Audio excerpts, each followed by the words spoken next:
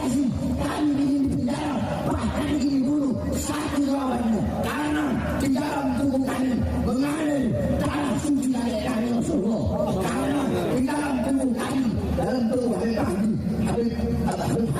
Habib Rizik, dalam tubuh kami mengalir darah keberanian, mengalir darah berjuang selama tanah Indonesia.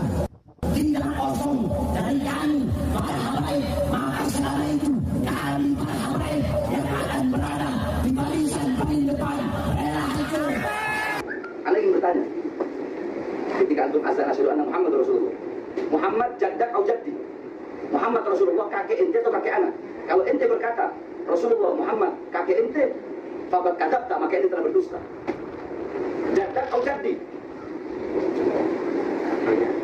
Hah? Nah, ya, ini pertanyaan anak ke kiai-kiai yang ngaku NU, tapi sangat ingin memenjarakan anak.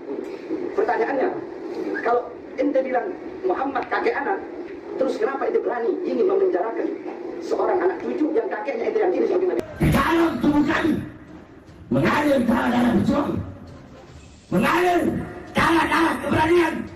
Kakek kami sudah biasa dibunuh. Makanya selalu saya sampaikan, hei aparat, hei pejabat, kami bukan pengecut, kami bukan pecundang, kami tidak bisa diancam-ancam. Caranya untuk membela anak cucu Rasulullah yang berjuang di jalan Allah Subhanahu wa Ta'ala.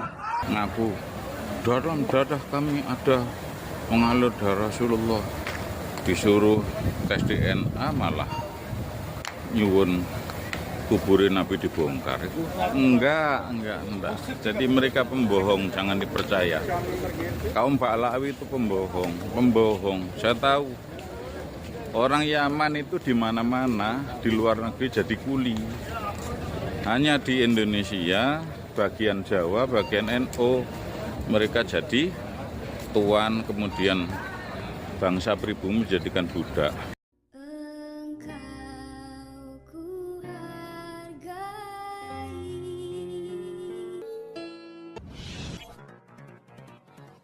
Assalamualaikum warahmatullahi wabarakatuh. Om Swastiastu, Namo Buddhaya, salam kebajikan.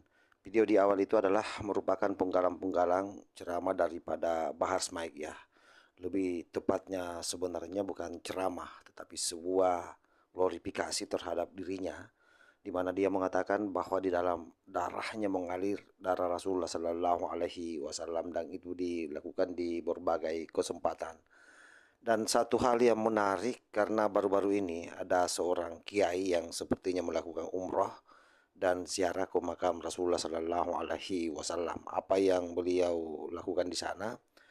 Beliau sepertinya melapor ke Rasulullah Sallallahu Alaihi Wasallam tentang keberadaan makhluk yang mengaku sebagai cucunya, tetapi perlakuannya dan seluruh tindak tanduknya itu tidak mencerminkan sebagai suriat Rasulullah Sallallahu Alaihi Wasallam, bahkan tidak berani melakukan tes DNA. Oleh karena itu, saya kira apa yang disampaikan oleh Pak Kiai ini sekalipun sepertinya lelucon ya, karena di depan makam Rasulullah membuat konten, tetapi apapun itu, intinya yang mau disampaikan kepada khalayak banyak adalah bahwa Bahar Smaik ini berhentilah untuk selalu ngaku-ngaku sebagai cucu Rasulullah Sallallahu Alaihi Wasallam, karena sampai hari ini tidak terbukti nasabnya tersambung, belum lagi berdasarkan sejarah, berdasarkan manuskrip kuno, ataupun misalnya ketidakberaniannya melakukan tes DNA. Itu fakta real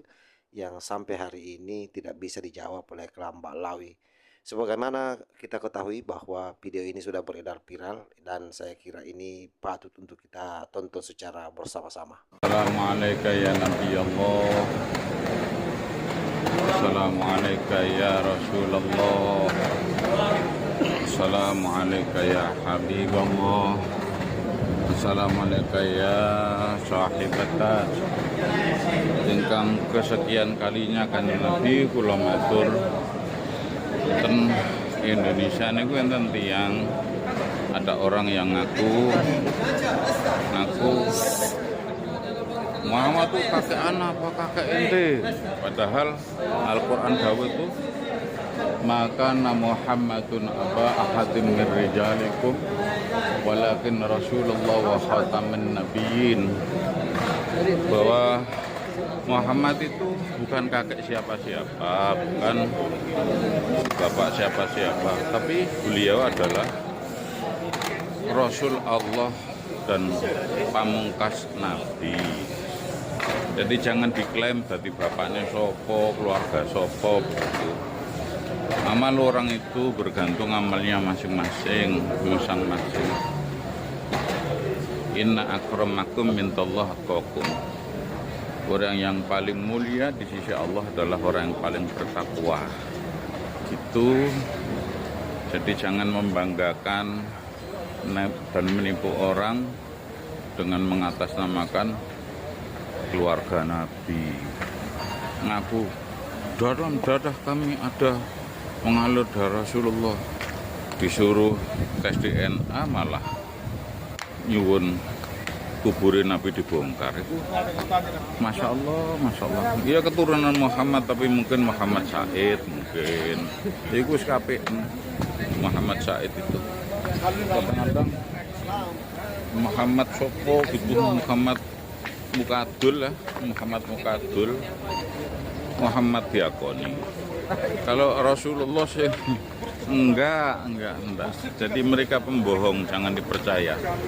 Kaum Ba'alawi itu pembohong. Saya tahu orang Yaman itu di mana-mana di luar negeri jadi kuli.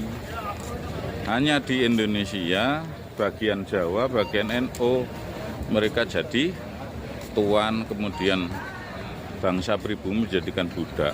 Nah kok cek gobloknya nurut gitu. Ya Allah, panjenengan warasaken gendenge mereka ya Allah. Muga-muga waras gendenge mereka ya Allah. Cek sadar koyok kula lan kanca-kanca niki sing bersorban hijau. Pun cukup. Assalamualaikum. Oke, sahabat, saya kira sangat jelas ya apa yang disampaikan oleh Pak Kiai ini.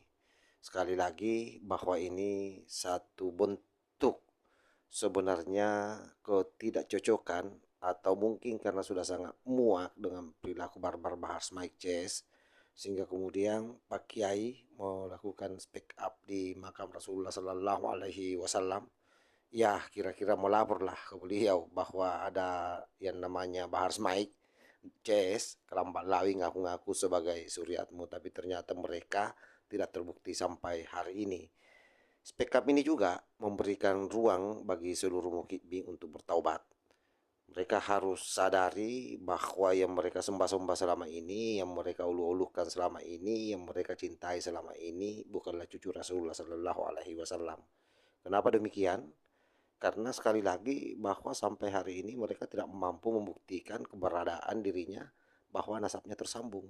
Tidak ada manuskrip, tidak ada dalam sejarah, dan bahkan tidak ada dalam kitab-kitab. Dan mereka juga tidak berani melakukan tes DNA. Ini berulang kali saya sampaikan bahwa selama mereka belum melakukan tes DNA, tidak berani melakukan tes DNA, maka selama itu pula mereka ini nasabnya rungkat. Tetapi meskipun demikian, serungkat-rungkatnya nasabnya saya kira tidak ada masalah. Selama mereka betul-betul mencerminkan dirinya sebagai umat Rasulullah Sallallahu Alaihi Wasallam yang taat, dan mereka mencintai negeri ini di mana dia berpijak. Jangan kemudian dia tinggal di Indonesia baru dia mengglorifikasi negaranya, dia mengglorifikasi Tarim, seolah-olah negaranya itu jauh lebih mulia daripada Indonesia. Padahal mereka makan, minum, hidup di Indonesia. Saya kira demikian sahabat ya. Pada prinsipnya yang disampaikan Pak Kiai ini adalah sebuah bentuk edukasi bagi kita semua. Jadi jangan disalahartikan bahwa mereka membenci habaib. Tidak sama sekali. Kami pun juga demikian. Kami tidak membenci para habaib. Kami punya sahabat banyak habaib, tapi mereka baik-baiklah. Dan saya yakin kita bisa hidup berdampingan selama mereka semua memiliki standar sebagai warga negara yang mencintai negeri ini, mencintai budaya dan adat istiadat yang ada di tengah-tengah masyarakat. Wallahul muwaffiq ila aqwamit thariq. Wassalamualaikum.